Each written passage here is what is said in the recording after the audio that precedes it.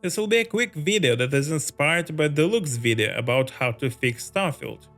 In his video, he asked game developers, modders, etc. to explain how to fix STARFIELD. The stuff that is being discussed in the video is important, but I have a different perspective on what is really wrong with the game. Just a quick note, I'm not trying to start a fight, I'm just explaining my perspective. Now, the whole video he was talking about the technical issues. I've made a video about the future of Bethesda. In it, I speak about STARFIELD a lot, and what in my opinion is the most important thing that STARFIELD lacked.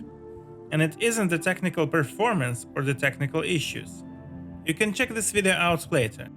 Basically, the thing that I'm talking about in that video can't be fixed. It is the embodiment of STARFIELD. STARFIELD is a mess. STARFIELD is stuck between Fallout and No Man's Sky. But it isn't good on being No Man's Sky, and it's not a good Fallout game either. It's a mess, but even if the core issues of the game can't be fixed, we can still clean up the mess. The biggest problem highlighted in the Deluxe video is of course the loading screens. Again. In the video, Luke is saying that the game is unfixable. He is saying that STARFIELD is keeping in its memory too much information where the objects are in 3D world, and this makes the loading screens an unfixable issue. And I'm not going to argue with that. Though the players often are not frustrated because of the loading screens as a phenomena, but because of the density of the loading screens. For example, new players that are playing Skyrim are not that frustrated because of the loading screens. For example, let's count how many loading screens it will take to go from Constellation in New Atlantis to a mission destination. First, we got to exit the building because the game doesn't allow fast travel from a building. So it's one loading screen. Then, one more loading screen to jump right to the planet of your destination. It's already two loading screens for you to get to the planet's orbit. And one more loading screen to the actual point of your destination. It's kinda pointless, and it takes too many loading screens in a row. It takes at least 3 loading screens to get to the point. Sometimes it can even take more. And the first thing that has to be done is fast travel from safe zones, like buildings and cities. It will reduce 3 loading screens to 2 loadings per travel. Furthermore, we can eliminate the loading screens by cutting the planet's orbit loading screens, and teleport right to the point of destination to another planet, right from a building or any other safe space. It will leave only 1 loading screen per fast travel. Now you may think, but wait, it's a game about space and spaceships. You can't cut off spaceships. Yes, I can. Majority of the times, nothing happens when you travel to an orbit. However, it doesn't mean that we will never visit space orbits or spaceships. There might be from time to time some random encounters. They will stop you at the planet's orbit, so you will visit an orbit only when something interesting is happening, or manually if you'd want. Like for example, a pirate attack, or a radio signal that will ask you for help and will lead to some side quests, etc. Now imagine you are traveling by a fast travel from a building to a city on another planet, and a random encounter occurs. Your starship is stopped at the orbit of a planet by the police. The police claims that you have contraband. They insist to board your ship, and then they are trying to confiscate your ship. You discover that it isn't the police, but the pirates in disguise. You kill the pirates on your ship, and then have the choice to undock the ship and run, to undock the ship and fight the enemy ship, or to not undock and purge the pirate ship from inside. Inside this ship you could find the evidence of the location of the pirate base. It could be the beginning of a quest line. Like to dock the pirate base, you would need to use the ship that you purged, or else the pirate base would attack you on your ship. So encounters like that could actually lead to some side quests. So we will see only 1 loading screen to the point of destination for the majority of the times, and we could see 2 loading screens sometimes. But between those 2 loading screens, we actually will spend some quality time and actually play the game. We will have gameplay. And those 2 loading screens won't frustrate much because they would be set in time away from each other. We also won't cut any quality time that the player spends in starships, because it's a game about space and we need those interactions. Boom. And just like that, I fixed 99% of the problems that the whole internet has been buzzing about for a year. Now, a little later, we will talk about how to improve the quality time of that one loading screen that is left. But before we do that, make sure to subscribe to the channel, leave a like, check out my other videos. If you love your mother, or else I will love her instead. Now, even though Starfield has hundreds of planets, there's almost no side quests. The space is dead. So one more way to actually fix Starfield is to add more side quests. The game is almost empty. There is nothing to do in the game outside the factions. Like 50 more side quests would be nice. And a great way to acquire them is the random encounters in space that we have talked about. This, by the way, will ensure that the player won't miss those quests and they won't dissolve in the empty space of the universe. And these side quests could send you to distant places that will create the illusion that the game world is not empty. It's just too big for you to actually find them on your own. Now, let's more talk about the loading screens because it's such a big problem for so many people. We have talked that we can decrease the amount of loading screens to 1 per travel. Now, Bethesda could make fast travel interesting.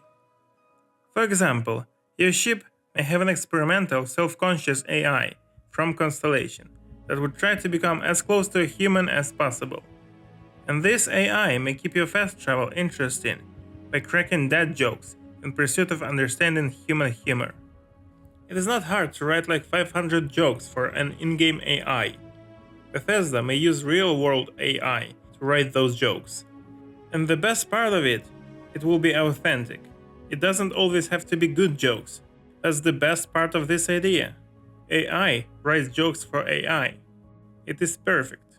Potentially, this AI may give comments on what is happening in the game. It may have the opinion on NPCs, like to say that someone is a jerk, etc. Make this AI an interesting character, and players will crave loading screens. And of course, your companions, your crew members, must also have an opinion on the mission that you are doing. Yes, sometimes in Starfield they have an opinion, but that's very rare. Only when finishing big factions quest lines. The crew must be more alive. I actually really like all the crew members' characters, but they have very few lines of dialogue. And we need a side quest for every crew member where it would be mandatory for you to take them with you. That will make the game much more alive. You see, I disagree with Luke that Starfield was never the game that suffered from lack of content. I think that it is one of the main issues of the game. The scale of the game and the amount of content is disproportional. I am talking about space per activity ratio. Just compare Skyrim with Starfield. Skyrim map size is tiny compared to Starfield, but the games have the same amount of content, or Starfield may even have less content than Skyrim. The problem is that Starfield will never have the same space per content ratio as Skyrim. But that doesn't mean that Bethesda shouldn't add more content.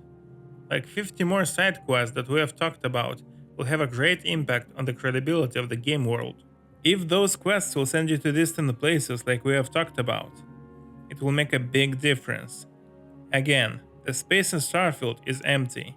There's nothing to do, there's nothing to explore. Except rocks, of course.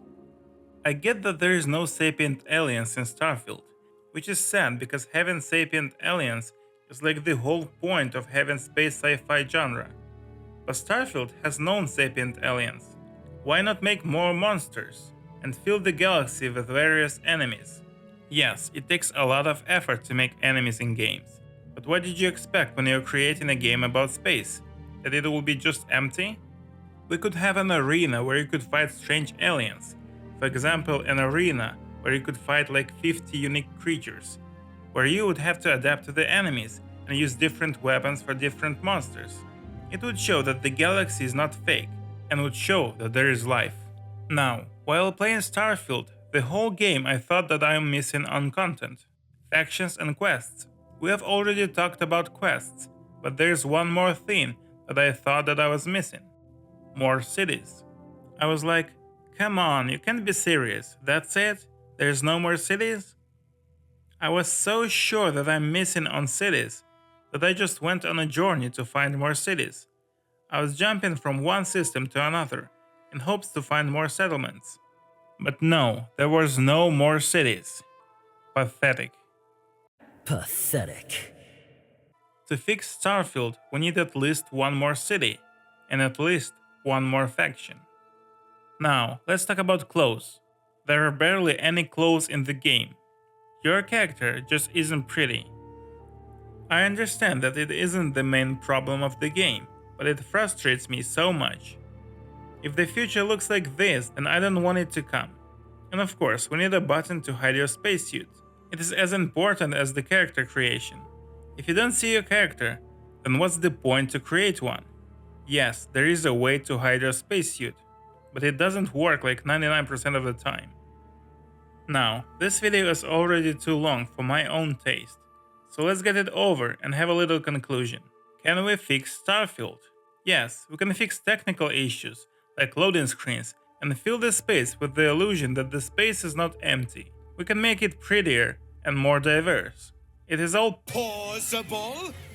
But the real question is, should we fix Starfield? Is it worth fixing? The stuff that we have talked about so far can make the game almost perfect. It will still be trapped between No Man's Sky and Fallout. It will still be a mess in that matter. But for the player, it won't be visible. For the player, it will look almost perfect. The issue is that it will take Bethesda like 2 or 3 years to implement all the changes that we have talked about. It will be a big DLC, and it will cost at least $40. Or maybe for free in Game Pass, who knows. But is it worth fixing? In my opinion, no. I think Starfield must be abandoned. What's your opinion? Now, leave your likes, subscribe to the channel, check out my other videos, eat your vegetables and don't be naughty. See you later.